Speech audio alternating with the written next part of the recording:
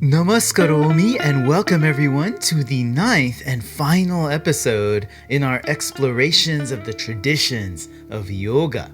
Now last week, if you remember, we were talking about the physical aspects of Hatha Yoga, yoga by force, where the goal was to gain through an active effort, through Hatha, an embodied state of liberation, Jivan Mukti.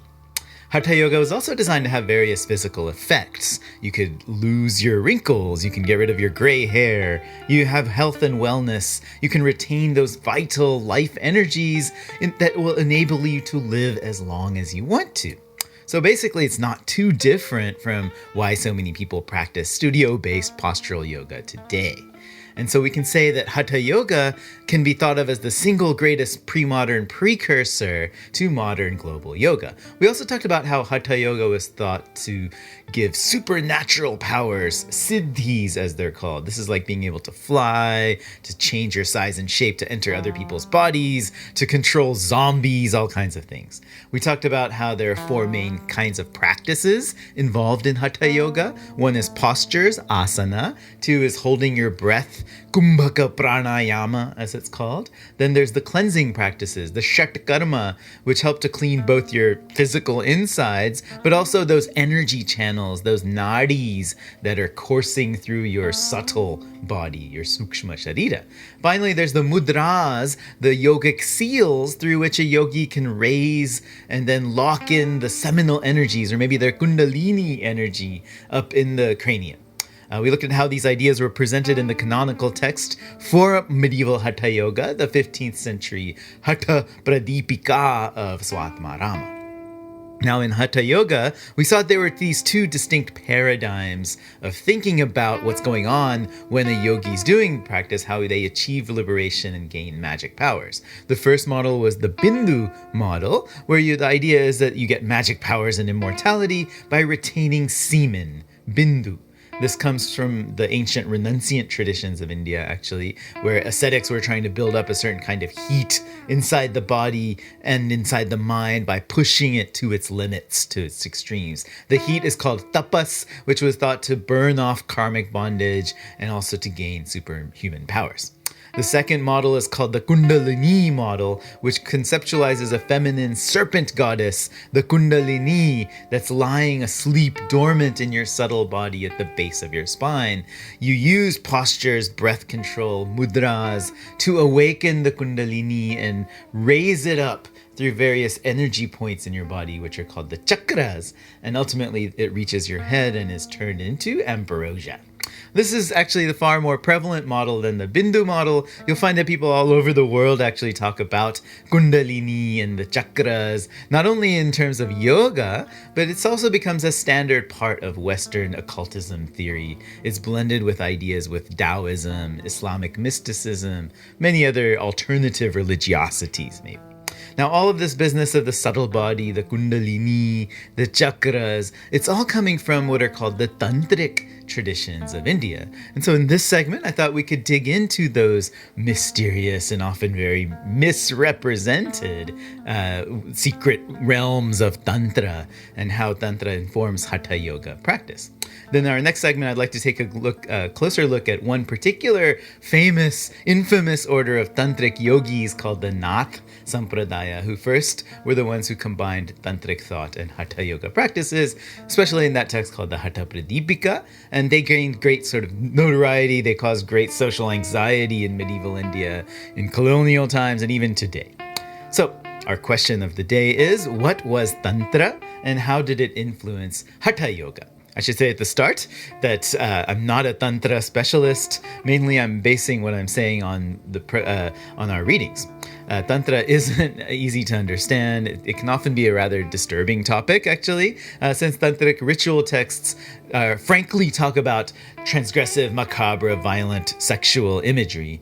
We've all heard about tantric sex, I'm sure. It's in every alternative bookshop. It's all over the internet, especially if you turn off your safe search. Most of this pop tantra that you might call, it's mostly new age stuff, Western occultism, sex therapy even. Sometimes it's just straight up porn that's exotifying Hindu culture.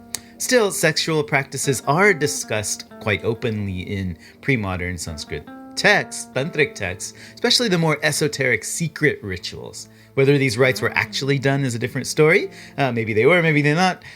Whatever tantric rites were actually done would take place in secret, after midnight, out in the woods or in the cemeteries. They were highly secretive. Ordinary people back then, even today, wouldn't be allowed to go, wouldn't really know exactly what the tantrics were up to.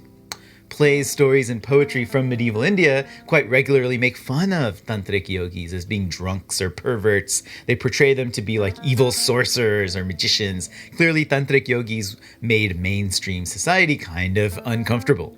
Tantra was like punk rock maybe in the 70s or 80s, I don't know, or like ravers in the 90s, maybe like otaku manga culture in Japan. There's a kind of transgressive element, a secrecy in these underground subcultures.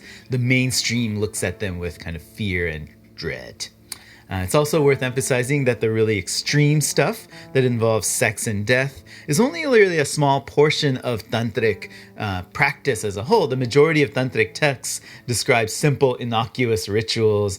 These are found everywhere, actually, in Hinduism, especially in the worship of goddesses. There's a lot more to say about that. You can study this for your whole life, but let's now think about just the basics of Tantra. The word Tantra itself means framework or matrix. In the world of making textiles, Tantra refers to the wooden frame of the loom, what's called the warp. When you're making a piece of cloth, you have a bunch of threads that are strung up vertically in the frame to make that matrix. Then you run a second thread called the weft, horizontally back and forth through them using a shuttle. Right? Tantra texts do the same thing in the religious domain. A Tantra text is like a manual that you can use to create a technical framework for the ritual practices that you're doing. Various Tantric communities would use these Tantra texts, these ritual manuals, to frame their pursuit of liberation or supernatural worldly powers.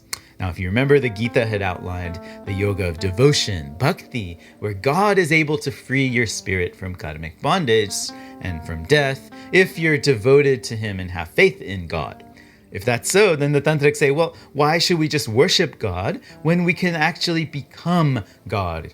David Gordon White in this week's readings called this idea self-deification. As he puts it on page 12, raising one's consciousness to the level of God consciousness, that is, attaining a God's eye view that sees the universe as internal to one's own transcendent self, is tantamount to becoming divine.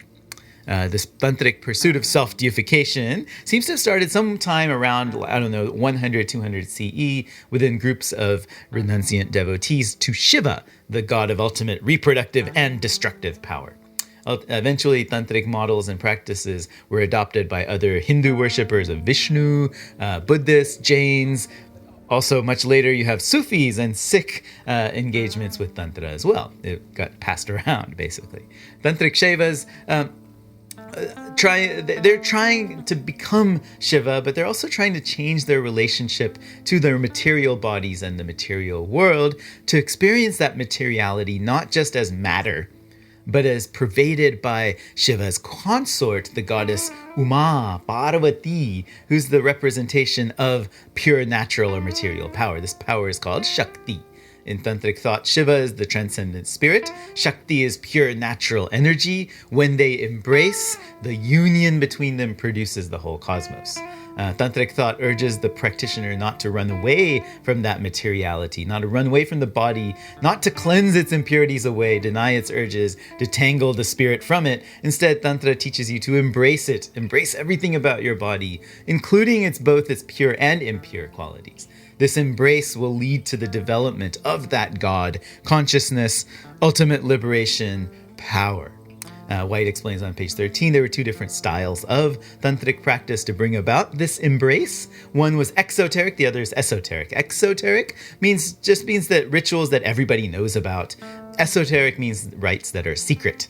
And you find out about them only after you've been initiated into an order.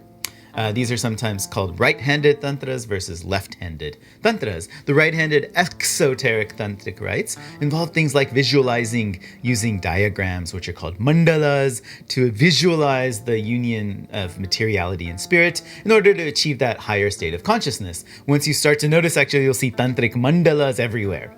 Tantric practitioners also invoke special mantras, which are made up of single syllables resembling Om, actually, like Hrim or Gleam, Wam, Pum, in order to facilitate different kinds of God consciousness. You could meditate on Shiva or the goddess to make ritual offerings to them as well. All of these would be taking place at home or in temples, or generally accepted as being part of mainstream Hindu practice. Even today, right-handed the practice is quite integral actually to Hindu worship, especially to goddesses.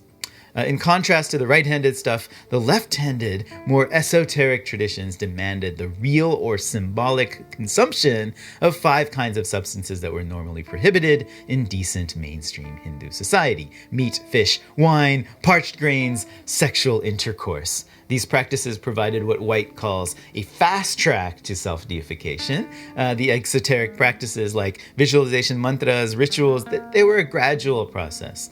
The secret rites could instantly give you what White calls, quote, a breakthrough into transcendent levels of consciousness.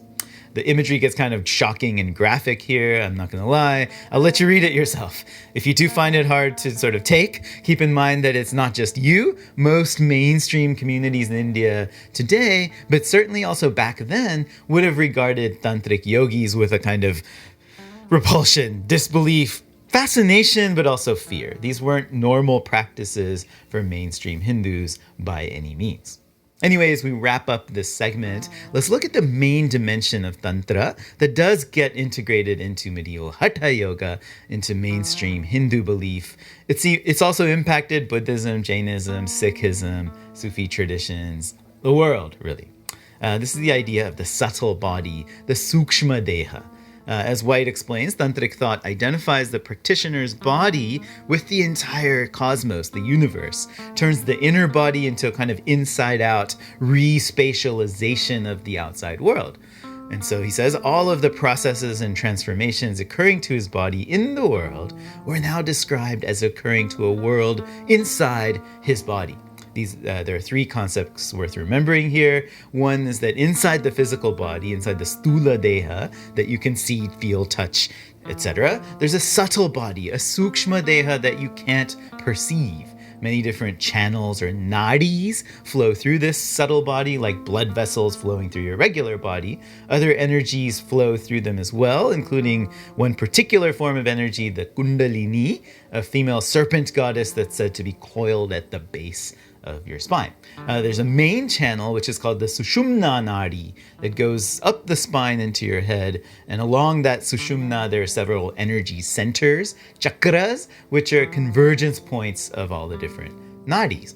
As you know, yoga teaches you how to develop yourself physically, mentally, spiritually, to awaken that kundalini and to effectuate its rise up that Sushumna Nadi, the central energy channel. This kind of metaphysiology of the body maybe proved to be enormously popular to understand what Hatha Yoga is doing. This raising of the Kundalini became kind of the go-to mystical explanation nowadays of what Hatha Yoga does. So as a takeaway, we could say that if Hatha Yoga was this physical technique to arrive at that state of embodied liberation, Jivan Mukti, and to gain supernatural powers or siddhis, Tantra offered both a right-handed and left-handed pathway to do it. You could turn your body itself into a ritual space as a subtle body where internal energies can be used to manipulate the external material world. In that way, the tantric yogi can aspire not just to worship God, not just to worship the goddess, but to become God, to become Shiva, become united in divine union with that goddess Shakti, and which comprises both the pure and impure parts of your own physical body. So let's pause here for now. We'll take a break. When we come back, we'll look at one very important group of tantric yogi renunciants who are kind of responsible for developing and integrating the ideas of Tantra into medieval Hatha Yoga. This is the lineage, the sampradaya of the Naths. So thank you for watching. Stick around. Dhanyawadaha.